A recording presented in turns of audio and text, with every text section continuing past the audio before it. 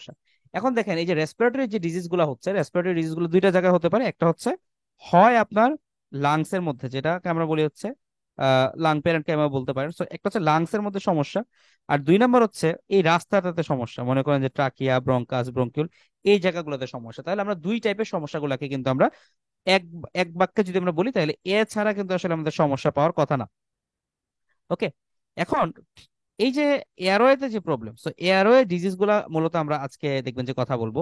So airway disease এটা একটা important জিনিস। তাহলে এয়ারওয়ে ডিজিজ যখন হচ্ছে, এয়ারওয়েতে কি হতে পারে, এয়ারওয়েটা অবস্ট্রাকশন হয়ে যেতে পারে। কেন অবস্ট্রাকশন হতে পারে? এয়ারওয়ে স্ট্রাকচার যদি আপনি দেখেন, যে এই এয়ারওয়ের বাইরে আছে স্মুথ মাসল সেল, আর এই এয়ারওয়ের ভিতরে আছে হচ্ছে গবলেট সেল। ঠিক আছে, মানে এপিথেলিয়াম তো আছেই, তো এপিথেলিয়াম প্লাস হচ্ছে এখানে বিভিন্ন রকম গবলেট টবলেট সেল থাকে।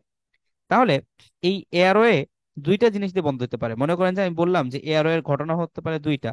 একটা হতে পারে যে এটা অনেক বেশি ন্যারো হয়ে গেল, কেন? কারণ তার স্মুথ মাসল গুলো কন্ট্রাকশন করলো, এটা একটা ব্যাপার হতে পারে। দুই নাম্বার হতে পারে যে এই এয়ারওয়েতে অনেক সিক্রেশন বেড়ে গেছে, সিক্রেশন বেড়ে গিয়ে এয়ারওয়েটা একদম সিক্রেশন দিয়ে ফিল্ড হয়ে গেছে। তাহলে এই মানে সিক্রেশন দিয়ে ভিতরের জায়গাটা ফিল হয়ে যাওয়া অথবা বাইরে থেকে চাপ দিয়ে কম্প্রেস করে দেওয়া, এটাই কিন্তু আলটিমেটলি কি করতে পারে, এয়ারওয়েতে অবস্ট্রাকশন করতে পারে। তাহলে আমরা বুঝতে পারলাম যে এয়ারওয়ে অবস্ট্রাকশন কেন হচ্ছে। এবং এই যে এয়ারওয়ে অবস্ট্রাকশন যে হইলো, এটা এরকম হতে পারে যে এই এয়ারওয়ে অবস্ট্রাকশনটা আজকে কালকের মধ্যে ভালো হয়ে গেল, অথবা এরকম হতে পারে যে এই এয়ারওয়ে অবস্ট্রাকশনটা আজীবনের জন্য থেকে যাচ্ছে। তাহলে এই এয়ারওয়ে অবস্ট্রাকশন যদি রিভার্সিবল হয়, এই এয়ারওয়ে অবস্ট্রাকশন যদি রিভার্সিবল হয়, তাহলে সেটাকে আমরা কি বলবো দেখবেন। তাহলে এয়ার অবস্ট্রাকশন থেকে আমরা অবস্ট্রাকটিভ ডিজিজের কথা বললাম। তাহলে অবস্ট্রাকটিভ ডিজিজের মধ্যে দুইটা আমরা পাই। একটা হচ্ছে এজমা, যেটা সাধারণত জেনেটিক ভাবে নিয়ন্ত্রিত হয়, যেখানে আমরা একটু হাইপার রেসপন্সিভনেস দেখাই, আমাদের এয়ারওয়েটা অতিরিক্ত মানে হাইপার সেন্সিটিভ হয়ে যায়। সো যে ঘটনা ঘটে যে যে এইরকম একটা স্টিমুলেশন আসলে আমাদের নর্মাল কোন একটা রেসপন্স দেখানোর কথা ছিল, তখন আমরা অতিমাত্রা রেসপন্স দেখাই, এয়ারওয়েটাকে নেরো করে দিই। This is asthma. আরেকটা রোগ হয়, সেটার নাম হচ্ছে COPD, chronic obstructive pulmonary disease, মানে ক্রনিক একটা রোগ, অনেক দিনের রোগ। তো সুতরাং শ্বাসকষ্ট ভালো হইতে একটু কষ্ট হবে। তো এটা হচ্ছে সিওপিডি। আরেকটা হচ্ছে ধরেন আপনার এই এয়ারওয়ে ট্র্যাক্টে, এয়ারওয়ে ডিজিজ গুলোর মধ্যে আরেকটা সমস্যা হতে পারে যে এয়ারওয়ের মধ্যে কোনো খারাপ কোনো ফরেন কোনো প্রোডাক্ট থাকতে পারে। তাহলে এইটাকে আমি যদি বলি যে এয়ারওয়েতে কোনো একটা foreign product, so foreign product যদি বলতে হয়, তাহলে ফরেন প্রোডাক্ট অনেক কিছু হতে পারে। সবচেয়ে কমন যেটা হয় যে এয়ারওয়েতে তো বাতাস থাকার কথা, এখন ধরেন বাতাসের জায়গায় যদি এখানে মিউকাস থাকে, থাকতে পারে মিউকাস, থাকতে পারে পাস, থাকতে পারে ব্লাড, তাই না, অনেক কিছু থাকতে পারে। যখন এরকমটা হয়, তখন সেটাকে আমরা কি করি, সেটাকে আমরা কাশির মাধ্যমে বের করে দিই।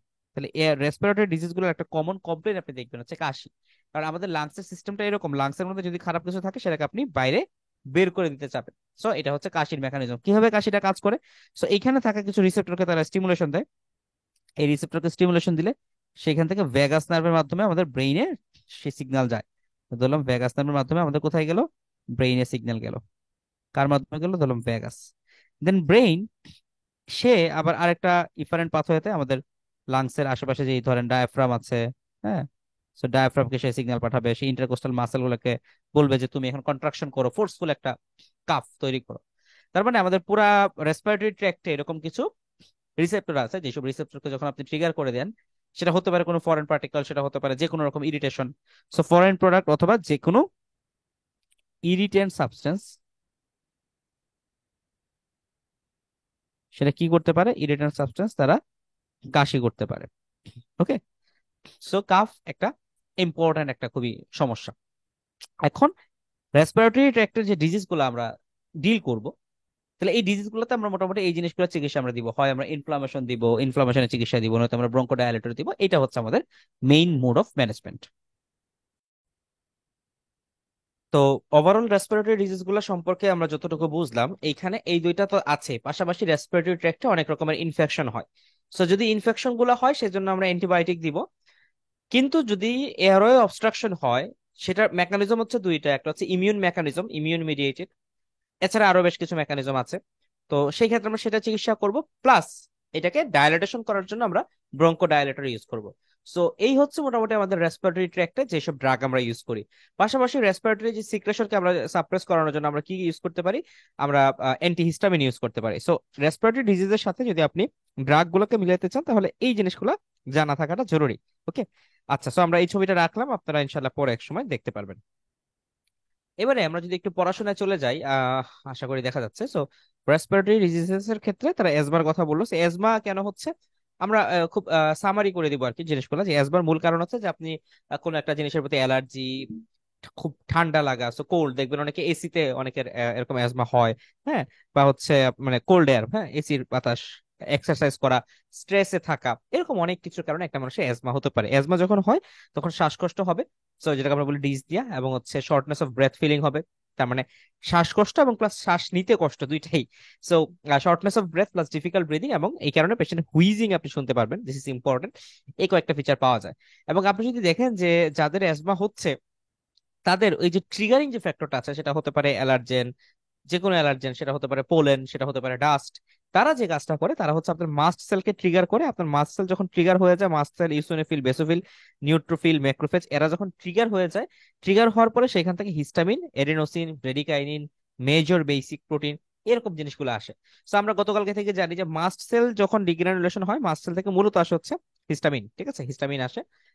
এছাড়া আমাদের মাস্টারে তো প্রিফর্মড কিছু সাবস্টেন্স থাকে, এই প্রিফর্ম সাবস্টেন্সের মধ্যে একটা হচ্ছে হিস্টামিন, সেরোটোনিন, এগুলো হচ্ছে প্রিফর্ম ছিল। আর নতুন করে যেগুলো তৈরি হয় এর মধ্যে দেখবেন যে মাস্ট সেলও কিন্তু নতুন করে তৈরি হয় হচ্ছে অ্যারাকিডোনিক অ্যাসিড পাথওয়েতে, প্রোস্টাগ্ল্যান্ডিন তৈরি হয় এবং লিউকোট্রিয়েন তৈরি হয়। তাহলে এই প্রোস্টাগ্ল্যান্ডিন, লিউকোট্রিয়েন এগুলো কিন্তু এখানে ভূমিকা পালন করে, ঠিক আছে। সো এই কারণে তারা লিখেছে যে কিছু সাবস্টেন্স ইমিডিয়েটলি রিলিজড হয় এবং কিছু সাবস্টেন্স হচ্ছে অ্যারাকিডোনিক অ্যাসিড থেকে তৈরি হয়, এবং সেখানে আমরা পাচ্ছি লিউকোট্রিয়েন এবং প্রোস্টাগ্ল্যান্ডিন।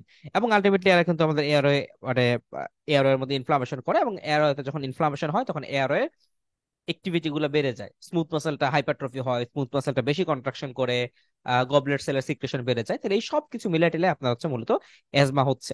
এবং এখানে আপনি যদি খেয়াল করেন যে এই এজমাতে আমাদের যে ব্রঙ্কিয়াল হাইপার রেসপন্সিভনেস, আমাদের ব্রঙ্কাসের সবকিছু রেসপন্স এত বেশি বাড়ে যে বলা হচ্ছে যে নর্মাল একটা মানুষের যে রেসপন্স হবে তার থেকে 8 গুণের মতো বেশি রেসপন্স পাওয়া যায়। এবং এই রেসপন্সটা সাধারণত দেখা যাচ্ছে রাতের বেলা বেশি বাড়ে। তাহলে মনে রাখবেন যে এজমার পেশেন্টের এই সমস্যাটা কখন বেশি বাড়ে, রাতের বেলা বেশি বাড়ে। এবং এই রেসপন্সিভটা, এয়ারওয়ে হাইপার রেসপন্সিভনেসটা রাতের বেলা বেশি বাড়ার কারণে বেশিরভাগ এজমার অ্যাটাকটা শেষ রাতের দিকে হয়। হ্যাঁ, একদম শেষ রাত অথবা ভোর, এই সময়টাতে দেখবেন এজমার অ্যাটাকটা বেশি হয়। এই জিনিসগুলো আমাদের মেডিসিন টাইপের পড়ো, তারপর আমরা শিখতেছি, দুঃখিত। সো আমরা শিখতেছি এই জন্য যেন আমাদের ড্রাগ গুলো যখন আমরা পড়বো আমরা একটু কোরিলেট করে পড়তে পারি। পাশাপাশি আমরা বললাম যে অ্যাজমার ক্ষেত্রে একটা ইম্পর্টেন্ট ব্যাপার হচ্ছে যে মাস্ট সেল ডিগ্রানুলেশন। তাহলে mast cell degranulation biphasic, immediately যখন আপনার সমস্যা হচ্ছে তখন 10 থেকে 30 মিনিটের মধ্যে যেই প্রিফর্ম সাবস্টেন্স গুলো রিলিজ হইলো এরা কিন্তু 2 থেকে 3 ঘন্টা পর্যন্ত একটা ব্যাকআপ দিতে পারে। আর 2 নম্বর কথা হচ্ছে যেটা আপনার পরবর্তীতে তৈরি হলো এরা মোটামুটি 2 থেকে 8 ঘন্টা পরে তৈরি হয়, এবং এরা কিন্তু একটা দীর্ঘ সময় ধরে আপনাকে একটা ব্যাকআপ দিয়ে থাকে। সো এই লাইনগুলো আমরা জাস্ট টিক দিয়ে দিলাম, যে জিনিসগুলো আপনাদেরকে পড়িয়েছি। ওকে, তাহলে ভবিষ্যতে যখন আপনারা এই পিডিএফটা পড়বেন আপনাদের জন্য পড়তে সুবিধা হবে। সুতরাং এজমার ক্ষেত্রে আমরা বুঝতে পারলাম যে এখানে অনেকগুলো কেমিক্যাল মিডিয়েটর থাকে, যে কেমিক্যাল মিডিয়েটর গুলো ইনফ্লামেশন করে, তার মানে আপনাকে একটা অ্যান্টি ইনফ্লামেটরি ড্রাগ দিতে হবে। এবং এখানে ব্রঙ্কাসটা মানে কন্ট্রাকশন করে কনস্ট্রিক্টেড হয়ে যায়, সুতরাং আপনাকে ব্রঙ্কো ডায়ালেটর ড্রাগ ইউজ করতে হবে। ওকে, দেন আসেন সিওপিডি। তাহলে সিওপিডির ক্ষেত্রে দুইটা জিনিস হয়। সিওপিডি কে আমরা সাধারণত দুইটা ভাগে ভাগ করি, একটা হচ্ছে ক্রনিক ব্রঙ্কাইটিস, একটা হচ্ছে এমফাইসেমা। ক্রনিক ব্রঙ্কাইটিস তার মানে ব্রঙ্কাসের